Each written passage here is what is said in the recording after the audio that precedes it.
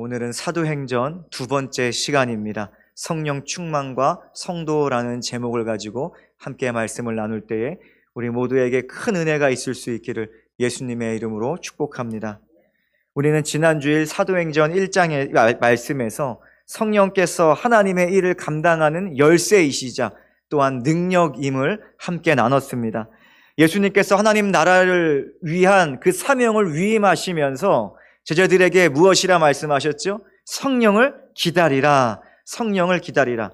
이 성령을 강조하시고 또 강조하시는 예수님의 모습을 함께 살펴보았습니다.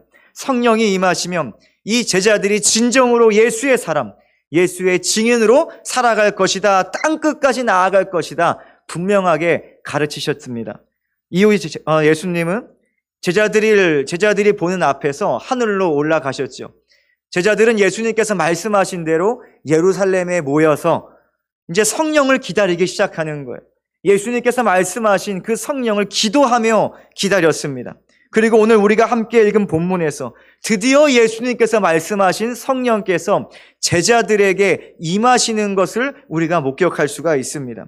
사도행전 1장 15절 말씀을 참고해 본다면 약 120여 명의 제자들이 함께 같은 날, 같은 시각, 같은 장소에서 성령의 임재를 경험한 것을 우리가 살펴볼 수 있겠죠.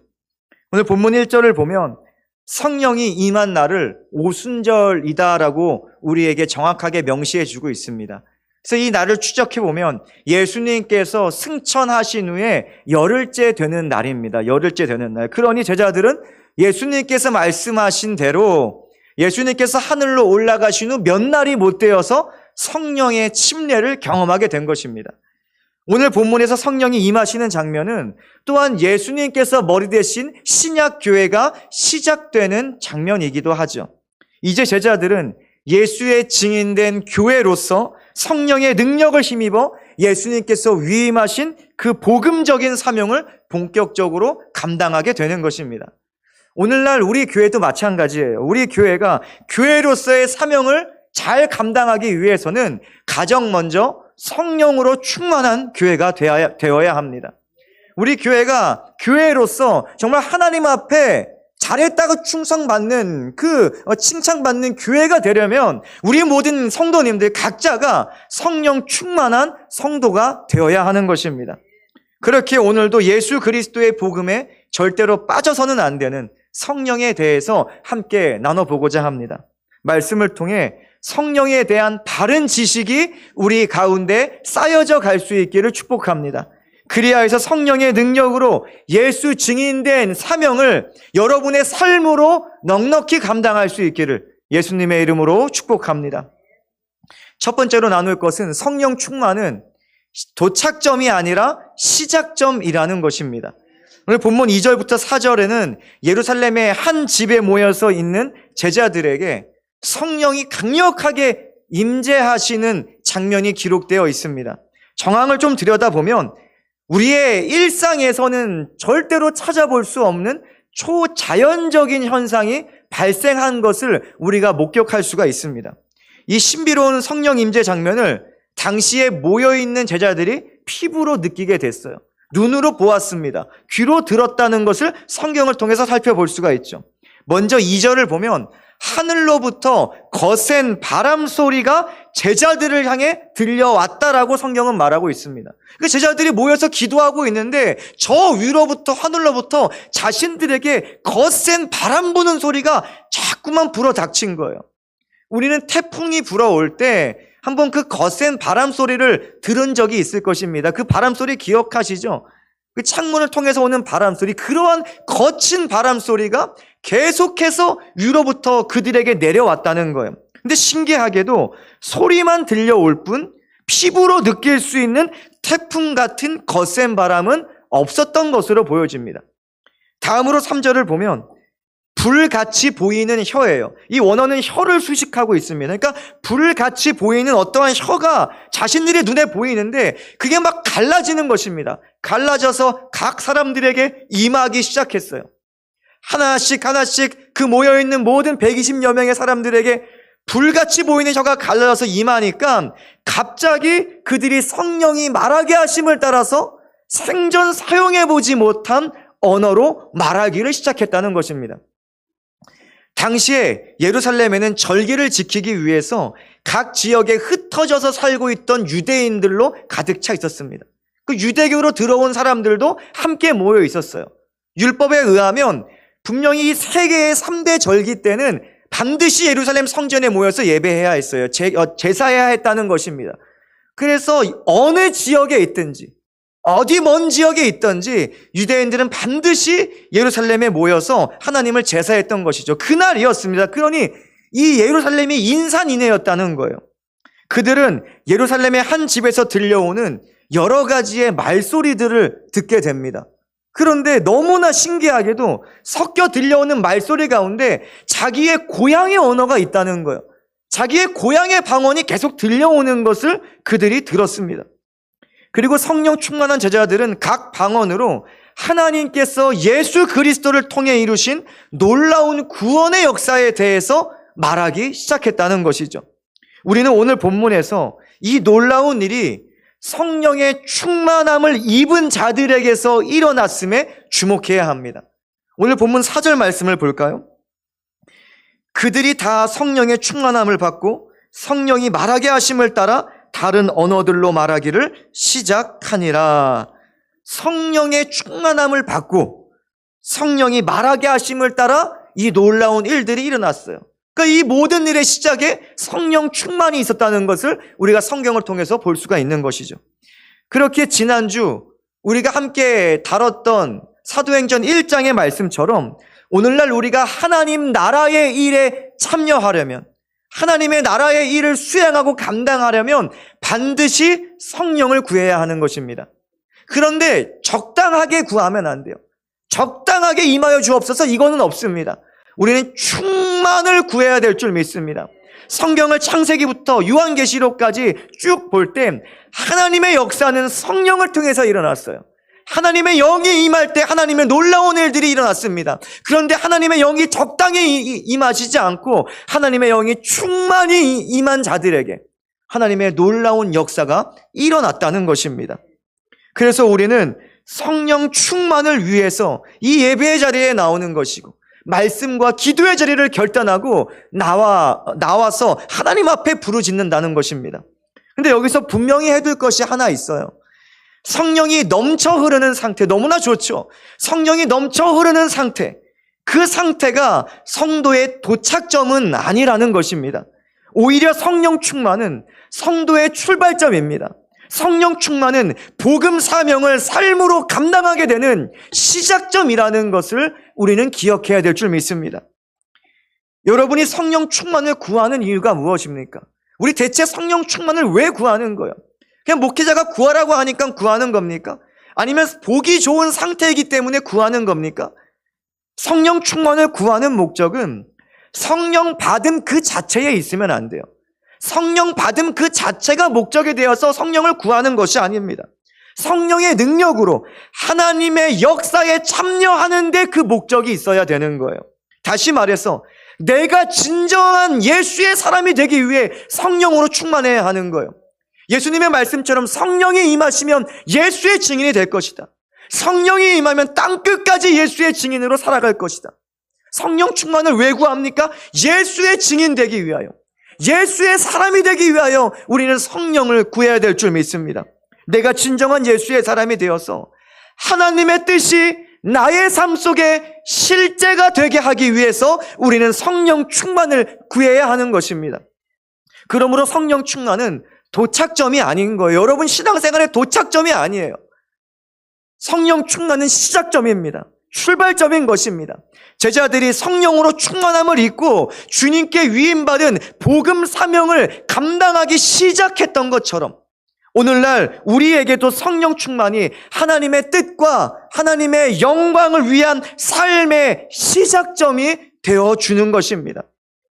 오늘 읽지는 않았지만 14절부터 보면 사도 베드로가 성령 충만하여서 예루살렘에 모인 자들 앞에 나아갑니다. 담대하게 나아가죠. 그리고 예수를 전하기 시작해요. 베드로가 성령 충만을 받은 후에 야 이제 다 되었다, 이제 나의 임무는 완료되었다 이렇게 말한 게 아니에요. 나의 인부는 끝이 났다. 나는 목적을 달성했다. 이렇게 말한 것이 아니라 성령으로 충만히 임하니 야, 이제 시작이다. 이제 나에게 맡겨진 사명을 본격적으로 감당해야지. 이것을 말한 것입니다. 베드로의 입에서 드디어 예수 그리스도의 복음 설교가 시작되었다는 거예요. 성령이 충만히 임재하니 베드로 인생에 드디어 예수께서 진정으로 선포되기 시작했다는 것입니다. 사도 바울도 그러했어요. 평소처럼 그리스도인들을 핍박하기 위해서 잡아가려고 다메섹으로 가고 있었어요. 부활하신 주님께서 강권적인 은혜로 사도 바울을 만나주셨습니다. 왜 네가 나를 핍박하느냐? 나는 네가 핍박하는 예수라. 예수님께서 그를 만나주셨고, 그리고 그 후에 사도 바울에게 가장 먼저 무슨 일이 일어났는가? 성령의 충만함이 일어났습니다. 사도행전 9장 17절을 보니까 아나니아가 떠나 그 집에 들어가서 그에게 안수하여 이르되 형제 사울아, 주 곧 내가 오는 길에서만 나타나셨던 예수께서 나를 보내어 너로 다시 보게 하시고 성령으로 충만하게 하신다 하니, 예수 만난 사도 바울에게 가장 먼저 일어난 일이 성령의 충만함을 입는 일이었습니다.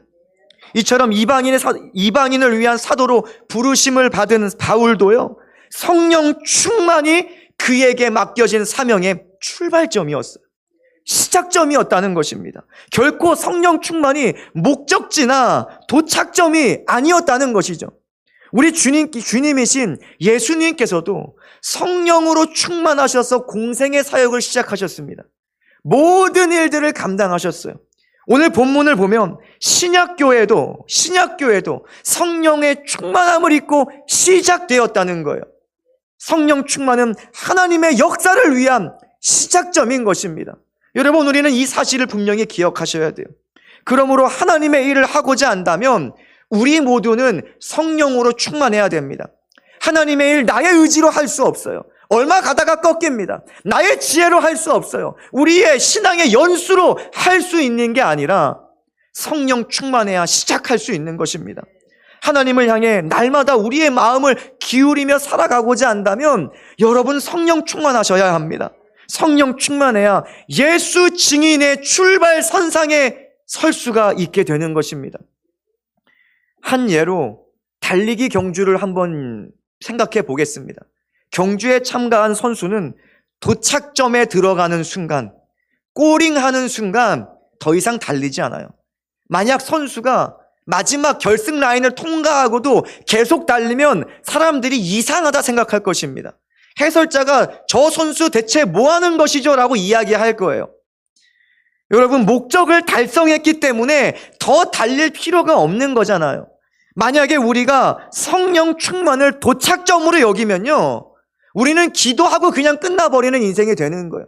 성령 충만 받고 아무것도 하지 않는, 주를 위해 살지 않는 그러한 인생이 될 수밖에 없는 것입니다.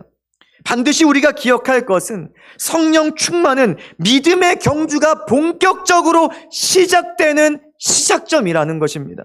우리는 성령 충만하여서 성령의 능력으로 하나님 나라를 목적지 삼아서 예수의 증인으로 살아가기를 시작하는 것입니다.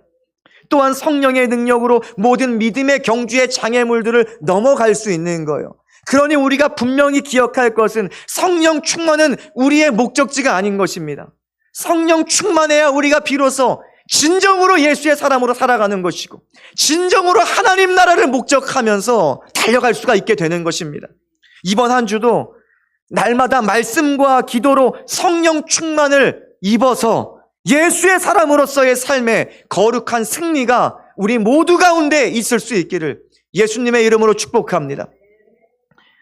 두 번째로 다룰 것은 성도의 자랑은 초자연적인 현상에 있지 않다는 것입니다. 오늘 본문을 보면 보이고 드러나는 성령의 역사를 마주한 다양한 사람들의 반응을 살펴볼 수가 있어요. 12절, 13절 말씀을 제가 읽도록 하겠습니다. 다 놀라며 당황하여 서로 이르되 이 어찌 된 일이냐? 또 어떤 이들은 조롱하여 이르되 그들이 새술에 취하였다 하더라. 많은 자들이 그것을 보고 여러 가지 반응을 보여주고 있어요. 한 집에서 들려오는 각국의 방언 소리를 듣고 많은 사람들이 너무나 놀란 거예요. 이게 대체 무슨 일이냐? 너무나 당황한 거예요. 그러면서 그 소리에 귀를 기울이기 시작했어요.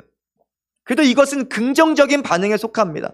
귀를 기울여서 그들이 각국의 언어로 하나님의 큰 일을 말하는구나. 그들이 관심을 쏟기 시작했습니다. 그런데 반대로 부정적인 반응들도 있었다는 것입니다.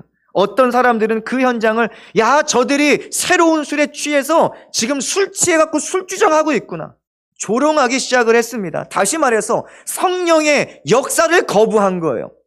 성령의 일들을 비하하기 시작했다는 것입니다. 왜냐하면 그들의 상식선에서는 도저히 용납되지 못했기 때문이에요. 납득되지 못하니까, 성령을 알지도 못하고 성령의 일을 본 적도 없고 처음 보니까 기괴하다, 저건 술 취한 것이다, 비하하고 조롱했다는 거예요. 여러분은 성령의 일들에 대해서 어떤 입장을 취하고 있습니까? 성령에 대해서 어떻게 생각하세요? 우리는 결코 성령을 비하해서는 안 됩니다. 더 나아가 성령이 부으시는 은사를 이상한 것이나 하찮은 것으로 여겨서도 안 됩니다. 납득되지 않는다고 해서 자꾸 성령의 은사들을 적대시하거나 멀리하거나 귀를 막거나 눈을 가리거나 해서는 안 된다는 거예요. 우리는 하나님의 일을 위해 역사하시는 성령께 마음을 열어야 될 줄 믿습니다. 우리가 성령에 대해 바로 알아야 돼요. 성령은 우리 가운데 이상한 일을 행하시는 분이 아니라 성령은 하나님의 일을 위해서 보냄받았다는 이 믿음이 우리 가운데 있을 때 우리는 성령의 일들에 대해서 마음을 열 수가 있는 거예요.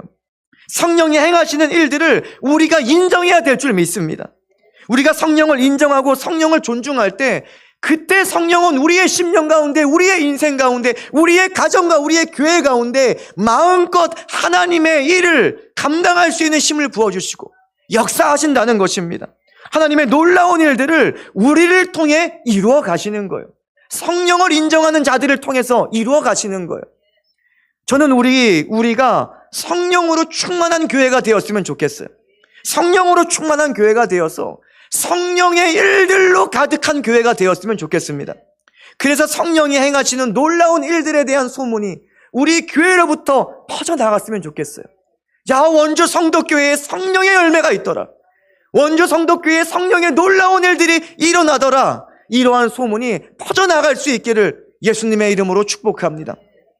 그런데 만약 우리가 성령의 여러 가지 은사들로 인하여 소문난 교회가 되면, 오늘 본문에서 술 취했다 조롱한 그 사람들을 우리도 반드시 마주하게 될 것입니다.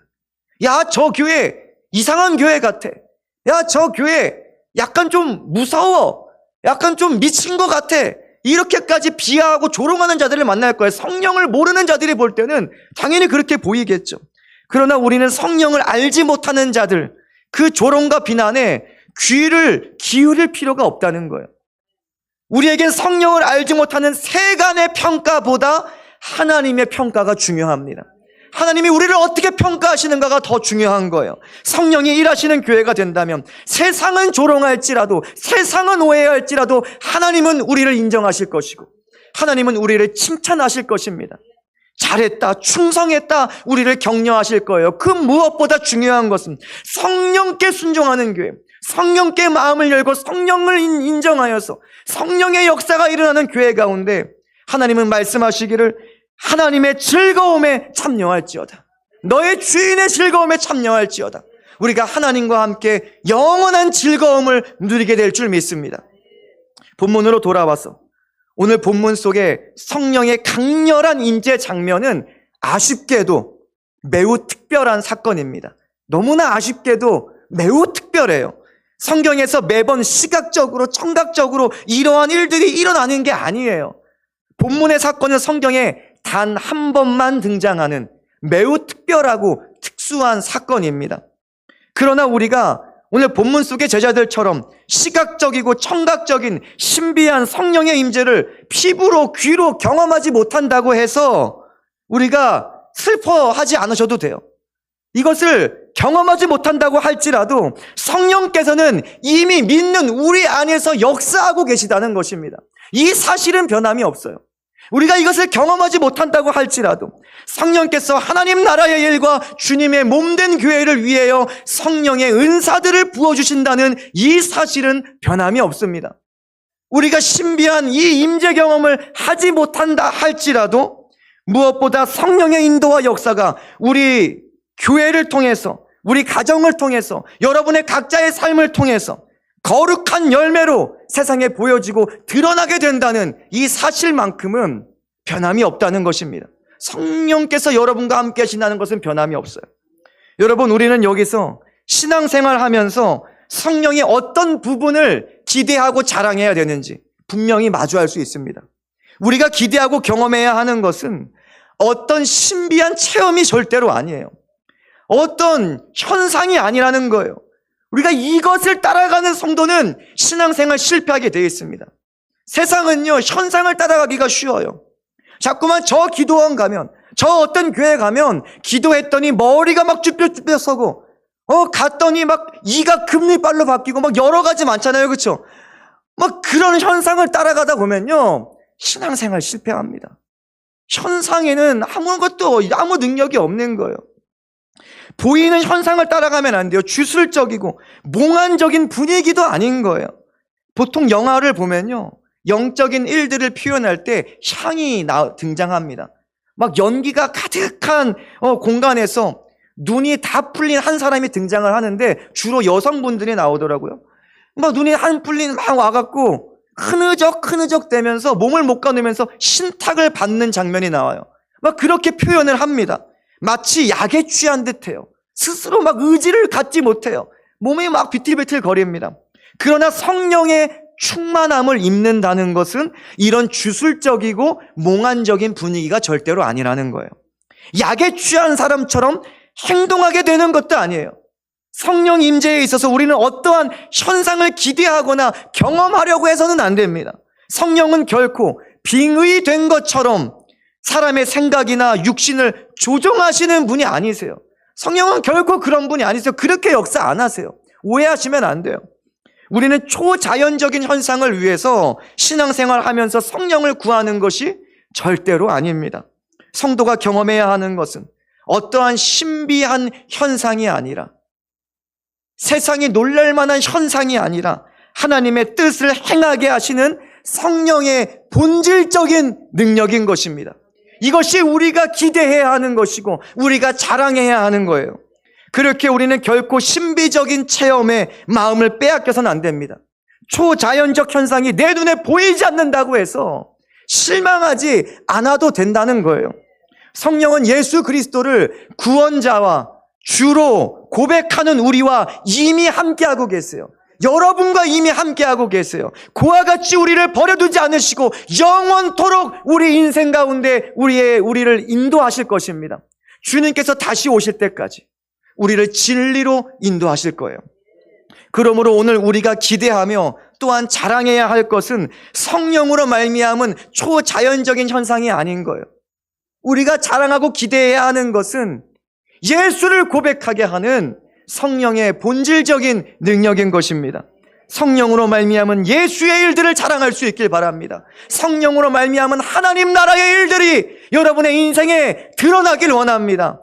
성령으로 말미암은 구원의 일들이, 영원의 때를 준비하는 이 구원의 일들이 우리 인생 가운데 선포될 수 있기를 예수님의 이름으로 축복합니다. 성령의 이 본질적인 능력을 사모하며 추구하며 구하는 자는요, 그의 삶에 저절로 예수가 드러나게 되어 있어요. 현상 따라가는 자들은 예수가 드러나지 않아요. 본질을 따라가야 예수가 드러나는 거예요. 성령께서 하시는 그 일의 본질을 추구해야 우리가 우리 삶으로 예수를 드러내고, 내가 예수의 증인으로, 예수의 사람으로서 사나 죽으나 나는 주의 것입니다 살아갈 수가 있는 것입니다. 하나님의 영광을 위해 살아갈 수가 있게 돼요. 세상과 구별됨으로 살아갈 수 있게 돼요. 여러분은 구별된 자들이잖아요. 성도는 구별된 인생. 구별이 무엇입니까? 거룩이고, 거룩이 무엇입니까? 오직 하나님만을 위해 구별되어서 따로 떼어진 그 인생을 우리의 인생이라 부르고 성도라 부르는 거예요. 성령의 본질적인 능력을 추구하는 자들만 구별되어 살아갈 수가 있게 되는 것입니다. 성령은 하나님 나라의 일들밖에 하실 수 없어요. 오직 그것만을 위하여 보냄받으셨어요. 하나님 나라의 일들을 위하여. 예수를 드러내기 위하여, 예수 십자가를 기념하기 위하여, 예수의 그 능력이 세상 가운데 가득하도록 보냄받으신 분이 성령 하나님이심을 기억하시기 바랍니다. 그러니 성령을 무서워할 필요가 없는 거예요. 성령을 두려워할 필요가 없는 거예요. 성령을 적대시할 필요가 없는 거예요. 왜냐? 우리를 살리시기 위해서, 우리를 진리로 인도하시기 위해서 오신 분이 성령이시기 때문입니다. 성령이 하는 놀라운 일들이, 그 놀라운 은사들이 우리 가운데 자랑거리가 될 수 있기를 예수님의 이름으로 축복합니다. 성령 충만으로 말미암아서 예수 그리스도의 복음만을 자랑할 수 있는 예수의 사람 되실 수 있기를 예수님의 이름으로 축복합니다. 말씀을 정리합니다. 성도는 하나님을 위해 구별된 존재. 저는 이 정체성이 너무나 좋습니다. 하나님만을 위해 살아가면 돼요. 다른 것들 위해 살아가면 나의 힘이 여러 군데 분산될 텐데 성도는 하나님만을 위해 구별된 존재들이에요. 여러분, 하나님만을 위해 살아가실 수 있기를 예수님의 이름으로 축복합니다. 예수 그리스도를 믿음으로 말미암아 우리에게 주어진 이 새로운 정체성으로 우리가 주님께서 다시 오실 그날까지 성실하게 신실하게 살아가시려면 반드시 성령으로 충만함을 입어야 됩니다. 이거밖에 없어요. 성령의 충만함을 입어야 돼요. 오늘 우리는 성령 충만은 도착점이 아니라 시작점임을 함께 나눴습니다. 또한 우리는 성령 충만하여 예수 그리스도를 자랑하고 기뻐해야 함을 함께 나눴죠. 이것이 현상 따라가는 것이 아니라 본질을 따라가는 것이라고 강조했고, 우리는 날마다 성령의 본질적인 능력을 구해야 함을 나눴습니다.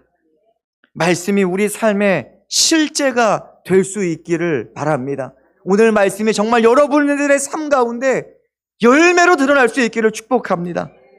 한 주가 언제 시작되죠? 월요일이 아니라 주일인 거예요. 예수님께서 부활하신 이 날에, 우리가 이 날에 한 주가 시작되는 것입니다. 여러분, 오늘도 이번 한 주를 우리가 어떻게 시작합니까? 예배로 시작하는 거예요. 찬양으로 시작하는 거예요. 말씀으로 시작하는 거예요. 성령 안에서 시작하는 거예요. 성령의 능력으로 시작하는 것입니다. 성령의 충만함으로 시작하는 거예요. 성령의 충만함으로 시작된 이번 한 주의 삶, 여러분 예수의 증인으로 승리할 수 있기를 축복합니다. 여러분이 속한 영역에 예수가 드러날 수 있기를 예수님의 이름으로 축복합니다. 성령 충만한 성도로 세상에서 승리하고 끝까지 승리하고 영원히 승리할 수 있기를 예수님의 이름으로 축원합니다. 아멘.